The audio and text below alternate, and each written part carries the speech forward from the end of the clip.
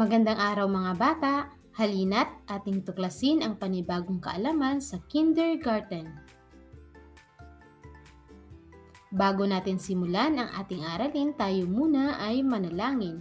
Panginoon, maraming salamat sa panibagong buhay at lakas na taglay namin sa araw na ito.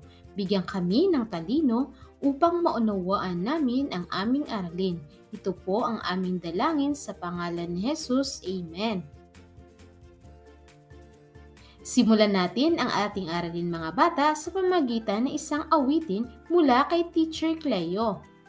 Ang pamagat ng ating awitin ay ang panahon. Sabay-sabay nating awitin. Handa na ba kayo? Tara, simulan na natin. Tingnan natin at pakiramdaman ang panahon, kaibigan. Maaraw ba o maulan? Pagpasok sa eskwelahan, maaraw ang panahon. Maaraw ang panahon. Maaraw ang panahon. Maaraw ang panahon. Ulitin at palitan ng maulan, maulap, mahangin o may bagyo ang maaraw na panahon. Magaling mga bata! Ngayon, mula sa ating awitin, nabanggit ang iba't ibang uri ng panahon sa ating lugar. Kaya mo na bang sabihin kung anong uri ng panahon sa araw na ito? Maaari mo bang sabihin, ang panahon ngayong araw na ito ay... Magaling mga bata! Ngayong araw na ito, ang pag-aaralan natin ay ang iba't ibang uri ng panahon. Ang iba't ibang uri ng panahon ay maaraw, mahangin, maulap, maulan o bumabagyo. Handa ka na ba mga bata? Tara, simulan na natin. Ang una nating pag-aralan ay ang maaraw na panahon. Kapag maaraw ang panahon mga bata, mataas ang sikat ng araw at mararamdaman natin ang init ng panahon. Kaya narito ang ating mga ginagawa o nangyayari kapag maaraw. Gumagamit ng electric fan at kumakain ng malamig na pagkain katulad ng sorbetes o ice cream. Sunod mga bata, kapag maaraw, tayo ay pinapawisan. At kapag maaraw, pwede ring maglaro ang mga bata sa labas. At kapag maaraw ang panahon, ang mga bata ay pwedeng maligo sa dagat o sa swimming pool. At ganun din ang ating mama o ang ating magulang. Kapag maaraw, siya ay nagsasampay ng damit sa labas ng bahay upang mas mabilis itong matuyo. Ito ang maaraw na panahon. Sunod naman mga bata ay ang maulap na panahon. Kapag maulap ang panahon at kulay abo ang ulap, maaari itong umulan. Ngunit kapag kulay puti ang ulap, maaari din naman itong maulap na maaraw. Kapag nakikita natin na may sinag ng araw at natatakpan ng ulap. Ito ang maulap na panahon. Ito ang ginagawa kapag maulap ang panahon. Kadalasan, sa magpamilya ay lumalabas at nagpipiknik sa may parke. Ito ay ang maulap na panahon.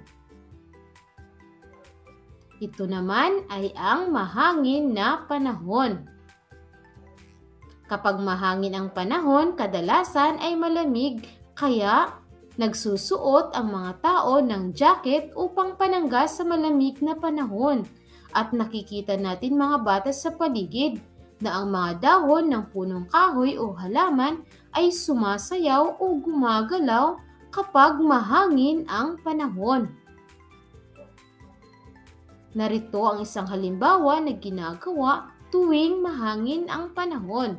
Ang mga bata ay lumalabas at nagpapalipad ng saranggola. Ito ay ang mahangin na panahon. Ito naman mga bata ay ang maulan na panahon. Kapag maulan ang panahon, kadalasan madilim at basa ang paligid dahil sa ulan na binubuhos mula sa kalangitan. Maaari ring bumaha dulot ng malakas na pag-ulan. Ito ang maulan na panahon. Narito ang mga ginagawa o nangyayari kapag maulan ang panahon. Sa nakikita natin mga bata sa larawan, ang himbing ng tulog ng isang bata. Dahil kapag maulan, malamig ang panahon at masarap matulog. Ito naman si tatay.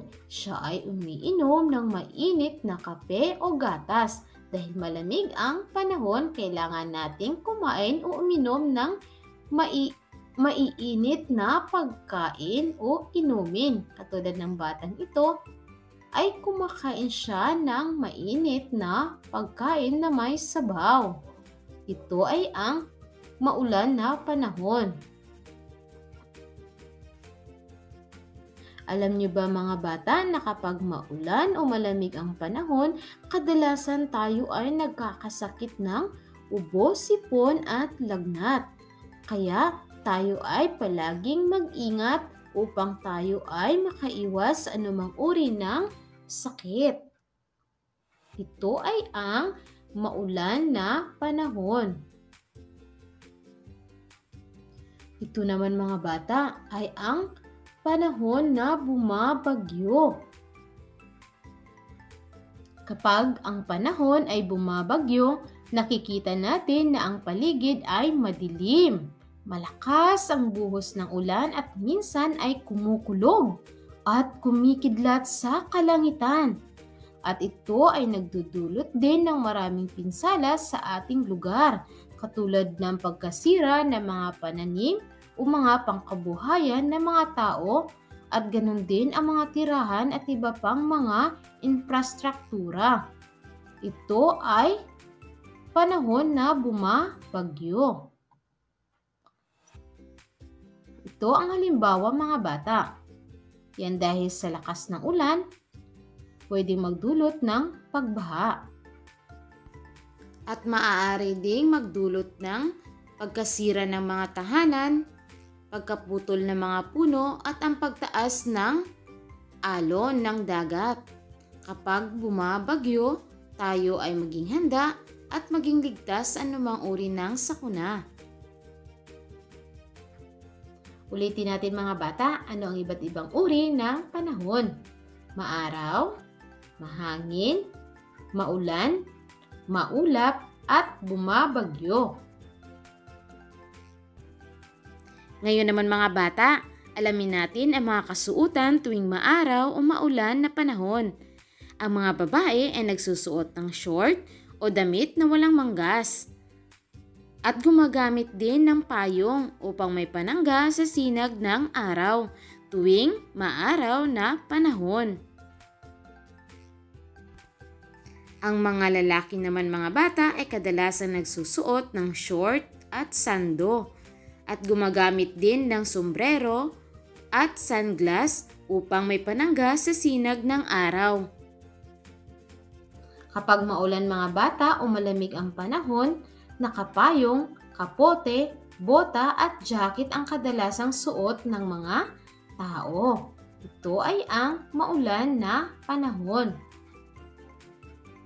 Para sa inyong gawain mga bata, kilalanin ang iba't ibang uri ng panahon ayon sa sitwasyon o pangyayari. Unang larawan. Ang bata ay gumagamit ng electric fan. Anong uri ng panahon ito mga bata? Ito ba ay maaraw o maulan? Magaling! Ito ay maaraw na panahon kapag gumagamit tayo ng electric fan.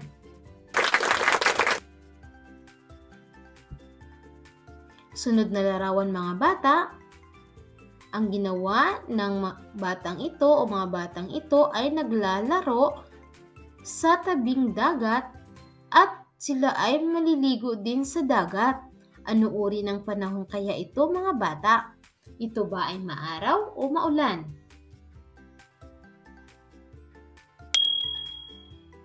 Tama, ito ay maaraw. Sunod na larawan mga bata, ang nakikita nyo ay kumikidlat, umuulan, bumabaha. Anong uri kaya ng panahon ito? Ito ba ay maulap o bumabagyo? Tama, ito ay bumabagyo. Ang uri ng panahon ay bumabagyo. Sunod na larawan mga bata, ang batang ito ay nagpapalipad ng saranggola. Anong uri ng panahon kaya ito? Mahangin o maulan? Tama, ito ay mahangin na panahon. Ito naman ay pamilyang nagpipiknik sa parke. Anong uri ng panahon? Ito ba ay maulan o maulap? Tama, ito ay maulap na panahon. Mahusay mga bata, ang galing-galing nyo. Para sa sunod ng gawain, alamin natin ang mga kasuotan na ginagamit tuwing tag-araw o tag-ulan.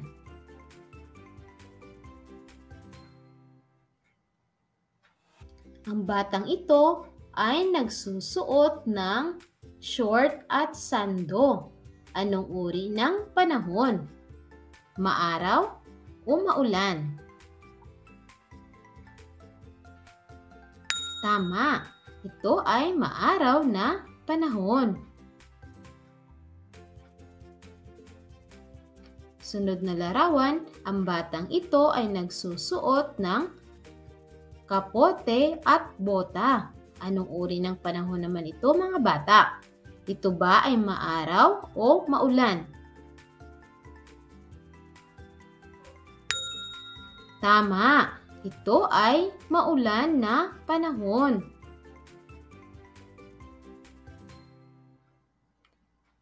Ito naman mga bata, tuwing kailan ka nagsusuot ng sunglass o salamin?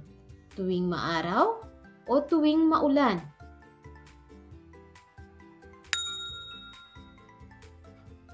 Tama, ang tamang sagot ay maaraw. Tayo ay nagsusuot ng salamin o sunglass tuwing maaraw upang meron tayong gagamitin na panangga sa sinag o sa init ng araw. Ito ay maaraw na panahon. Ang batang ito mga bata ay gumagamit ng payong at nagsusuot ng jacket. Tuwing kailan kaya ito sinusuot? Tuwing maaraw o tuwing maulan na panahon? Mahusay mga bata, sinusuot ito o ginagamit tuwing maulan. Ang sunod na larawan naman mga bata, ang batang ito ay nagsusuot ng jacket. Tuwing kailan kaya sinusuot ang jacket? Tuwing maaraw o tuwing maulan ang panahon? Tama, sinusuot ang jacket tuwing maulan ang panahon dahil kapag maulan, malamig ang panahon. Kaya kadalasan ng mga tao ay nagsusuot ng jacket kapag maulan o malamig ang panahon. Mahusay mga bata, ang galing-galing nyo. Kaya bibigyan kayo ni teacher ng stars.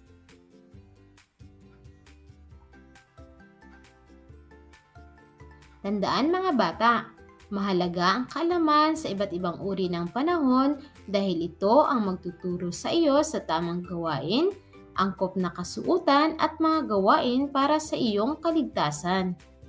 At higit sa lahat mga bata, tayo ay magkaroon ng connection sa ating Panginoon sa pamamagitan ng panalangin. Hanggang sa muli mga bata, paalam!